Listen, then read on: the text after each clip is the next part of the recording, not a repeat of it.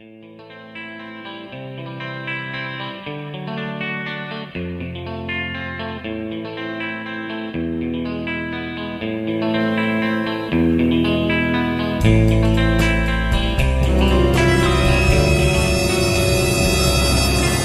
understanding polarization is to understand that the political divide in our country is undergirded by a deeper moral divide.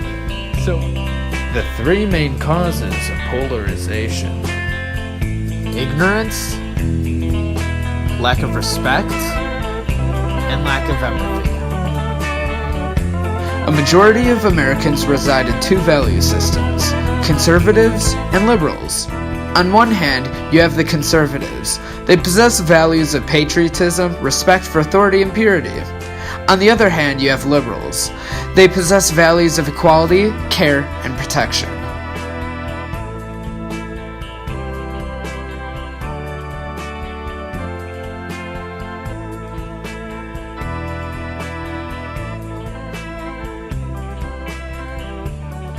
Alright, so, in what way are politics important to you? I guess as an economics major, as an economics teacher, politics are important to me because government obviously provides a lot of services for people in our country, keeps us protected from outside dangers. I think there's a very important role that government plays in our life, and politics, obviously, those people that we elect to positions, you would hope would do the right thing with the power that we give them. You know, somebody who has kids, and, you know, you want to see them grow up to live in a great country. You just kind of hope that everything moves in that direction. So I just think it's really important to get informed people in position of power. Awesome. In what way are politics important to you? Politics are important to me because they are the rules which govern our everyday lives. Why do you choose to engage in political discussion?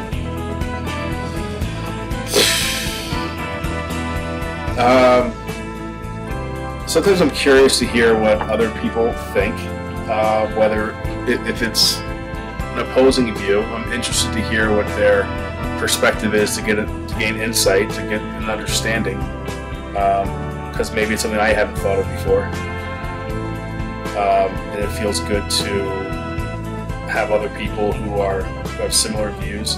It feels good to lean on them and them lean on you. I guess it depends. There's different times in which different reasons why I would engage in political discussion. There are many times where I don't choose to partake in political discussion because there's a lot of unnecessary hostility and negativity in it. So when I do choose to partake, I choose my people, I choose my audience carefully. So I tend to go to people who have more of an open mind. That way there's a lot less backlash. And also people who I think are fairly ignorant on the topic. But again, I don't drive it in like I try and find ways to bridge gaps rather than yell. That's not really And who do you typically engage in political discussion? My wife, my friends, my colleagues, some colleagues. What political party do you most identify with, if any? I always tell people I'm an economist first. I can understand some arguments on the Republican side. I can understand some arguments on the Democratic side, or conservatives and liberals. I see. What are the first thoughts that come to mind when you hear liberal or conservative? Well, conservatives are more, it's a more traditional way of thinking. It's also more like traditionally American, like those were the real conservatives. But nowadays it's just sort of, you see them as more like angry old men, which I don't think really represent the party well.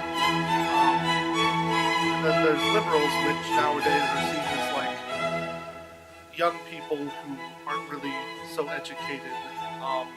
but really just the liberal way of thought is just the more open way of thinking about things. What are the first thoughts when encountering people who possess passionate political views other than? Yeah, so I've been in conversations with some friends or some friends of friends who usually, when they are passionate on the other side of from where I come from things, they usually are extremely stubborn. They do not want to listen. They're not open. Like, I'm open to hear other arguments. I find it interesting. I know how things work on an economic theoretical level, and then so talking to my friends who are in business, hear how it actually plays out is interesting to me. It's informative. I enjoy learning more and hearing different opinions, but then there's just some people who absolutely don't want to hear anything other than what they believe. And again, like if you make a good, solid, logical point in your argument against what they're saying, they quickly divert it to something else. Fox News is the best at that. If there's you could do it right now. I bet you if there's a story right now about, let's say Trump, right, and the Stormy Daniels issue, CNN will have it broadcasted loud and clear, something negative about Trump or something that's completely damaging to Trump. AP News, who's right in the middle, tends to be just hear the facts of what's going on, and we go over to Fox. If that's what's happening right now, right? That AP will report the facts of it. You go over to Fox News, and they are going after Hillary Clinton, or they're going after somebody who's black who had a a physical altercation with somebody around the country, and they always try to find an enemy to rally against, so that to divert from the real stories of what's happening. And I just find that some people, in having discussions, they do the same thing. We can talk about the president, we can talk about maybe the connections with Russia, and they just want to throw Hillary in your face. And it's not productive. It doesn't get us anywhere. It just creates more frustration. It creates more division. Well, I try to listen to their viewpoints and see if anything we talk about align, and if they don't, I'll see why they have the views that they do. Discussions you have, how many would you say end in frustration? Well, it depends on what year it is. Right. Honestly, I would say almost all end in frustration at this point, because even when I'm talking to people who are like-minded, we walk out of it frustrated because there just doesn't seem to be any logical answers to what is happening, and there doesn't seem to be any progress towards making things better. So that can be frustrating. And then on the other side, if you're talking to somebody who's completely different, like I said before, they don't want to confront the issues. They don't want to have a rational discussion. They just want to throw up obstacles. And that can end in frustration. So I would say almost all discussions now end in frustration. Thank you, Mr. Chandler. Well, good luck editing that. Yeah, out of every 10 discussions you have, how many would you say end in frustration? Well, not many of them do, but I don't really get frustrated that much, so probably 0. Awesome.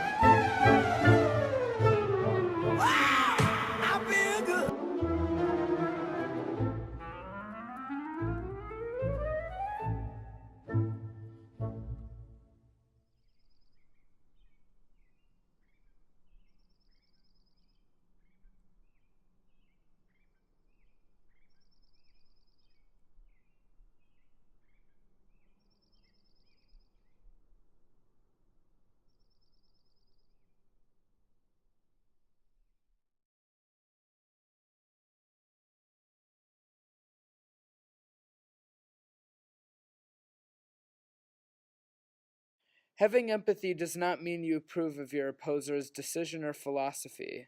Having empathy is the ability to understand why they think what they This hate and contempt that flows through all of us every day makes us ugly, and it corrupts us, and it threatens the very fabric of our society. We owe it to one another and our country to reach out and try to connect.